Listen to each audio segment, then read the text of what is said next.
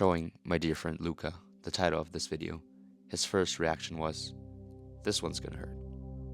Just as I do all the time, I impulsively wrote down the title of this video and started thinking about it. Before I even start, I will assure you that the story I might be telling shouldn't necessarily be mine, so it is up to you guys whether or not you want to believe it. As I said a few times, I'm a storyteller, but not a reporter. So if you guys don't feel like buying my story, that's totally fine with me. Just like every other boring ass story begins, once upon a time, there was this kid who pretty much had his own idea and belief about love. A rather basic and less unique type of kind, but still an honest one, most people would say. He was surely not someone who would actively search for love, asking out random girls for dinner or dates, because he believed true love is not something one can chase after. The end of last year, the kid gets torn apart from a lady from South America. And every hero or villain story starts with a tragedy. It's common sense. The two of them have been sharing nights and days for a while now. Occasionally talked about their future, holding hand in hand, facing big waves upon their steps. 2 weeks before Christmas, the lady leaves the kid behind for a while, visiting her motherland, thousands of kilometers away from him, though their last day together was quite promising. Both excited, thinking of the day to see each other again, a rather hopeful and joyful one, wishing each other the best until their next get-together. Little did they know that this was the very end of their novel, since the lady decides to move on, wiping this kiddo off from her future plans, whilst the kid not knowing what he could have done to write down a story of them both. Sometimes love could be like that. It is a sailor ship with two captains. If one decides to let go of the handle, the other one can prevent the ship from drowning. This kid has a lot of similarities with me. What a fucking coincidence. Left his hometown at quite a young age, went to a boarding school where he met a few, gained a few, lost a few, and took a few with him until now. Coming back to my story, I will tell you guys first why I am talking about love at the first place. Back at high school, I spent many hours talking about life, also about love, with my dearest friend Luca, who I could always count on in my terrible days, him leaving his family at a young age as well. We used to chuckle and laugh about how miserable life could be, but at least we understood each other very well.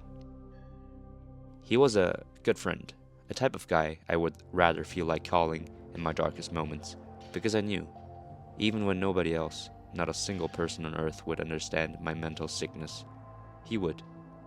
He was like me, but a smarter one. Last week, we had a heavy conversation that we used to have a while ago, and I was amazed, but shocked at the same time to realize that I have not only mislearned how to let people into my life, but also mislearned how to let them go. Being part of the boarding school, we met a lot of kids who were basically in the same situation. Some had busy parents, some having ones rather unattached to their kids, so that most of us didn't arrive with the biggest smile on our faces. We pretended as if we didn't care, but now I have to admit that every single goodbye we said, every single last hug we made, we were experiencing a loss of somebody in our lives, not once or twice, but every other month. As if we were stray dogs at the vets, with an unpredictable open end. That is the phase of my life where I started to learn how to distance people from myself. Not because I didn't like them, but because I was terrified of experiencing that fucking feeling again, of saying goodbye to someone without a simple, "I'll see you again." The more I get closer and attached to people, the bigger my anxiety grew of letting them go one day. So did the kid in our story. The kid suffers from trauma and terror, them old emotions that would eat his soul up. Another goodbye, ripping off the pages of writings he longed to carry with in his book. Friends of him would tell him that it will be better with time, but the cruel irony of time is that time, it takes time. What do you do with those minutes, months, weeks, and years? you won't stop bleeding. Eventually, you just bleed out. The thing about love is that nobody has a fucking clue about it. The beauty and the monstrosity of love is that there are so many different interpretations about it. For some, it is just like a pair of socks you once loved wearing throughout the winter, keeping your feet warm. One day, you see a hole in the socks, so you just throw them away and buy a couple of new ones with a more charming color, the textile smooth and cozy, and you even like it more than the previous ones. For others, it's like the pair of socks that they used to love wearing back when they were 17 years old, and after trying out dozens of new socks, just searching for that comfort you used to feel years ago, they end up being frustrated one after another, realizing you will never find anything like them again in your life. A few of them actually do manage to find them old socks hidden behind that old closet door that has been closed for years, delighted to find a lost part of their past life again, but eventually realizing that they don't love them old socks anymore, but just the memories of them loving the socks. Being a young kid, I always thought love was something simple. To love someone used to be much easier back then. Sometimes, I hope I could have skipped a few chapters in my life which made me be the kind of person I have become today, and I feel guilty of disappointing the kid I used to be years ago, who believed in dumb, pure love.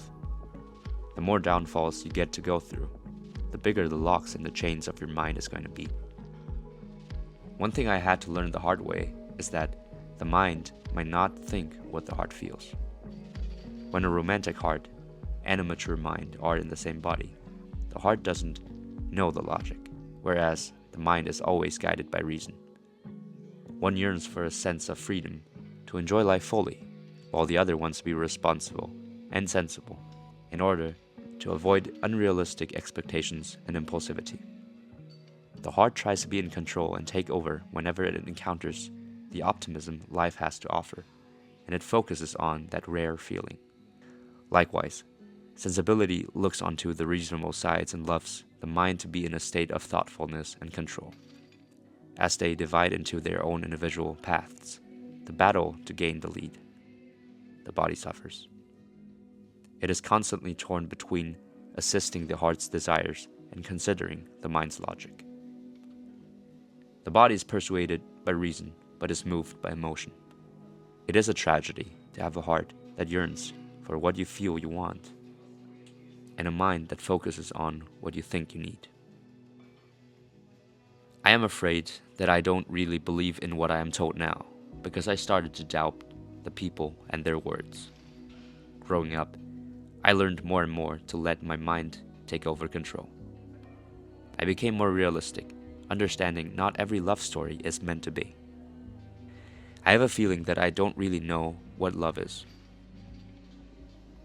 So do I regret loving? I don't. I still want my heart to win the battle, proving that love is supposed to be so romantic and beautiful. Meanwhile, I learned how to let my mind decide, which taught me a crucial lesson about life.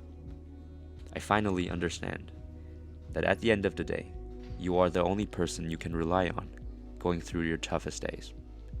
It is me against the world, and nobody is responsible for my happiness except me. I am certainly no hero, but I'm not writing down a villain story of mine. If I could travel back in time, I wouldn't change a single decision I've made, because I know in every moment I was being truthful to myself and my belief towards love, so I can die a happy man knowing that. You can't buy love. It was never meant to be on sale. The more you run towards it, the faster it gets away from you. After all those miseries, there is one thing I still do believe in: being the last person who should give others love life advices. I cannot tell you when love will be at your front door, offering you chocolate from Valentine's Day. But when that doorbell rings, make sure you leave the door cracked open, ready to greet your visit with a lovely smile on your face. And when they do insist to leave, don't stand in their way, begging to love you back. Life is too short to hang on someone who is not sure if they really want to stay. You are not meant to be a default option, but a path one will choose for and fight for. We all deserve someone who sees our true values, who understands what we bring to their life. If they believe their happiness lies elsewhere, they are free to leave. And in the meantime, we will move on, one step at a time.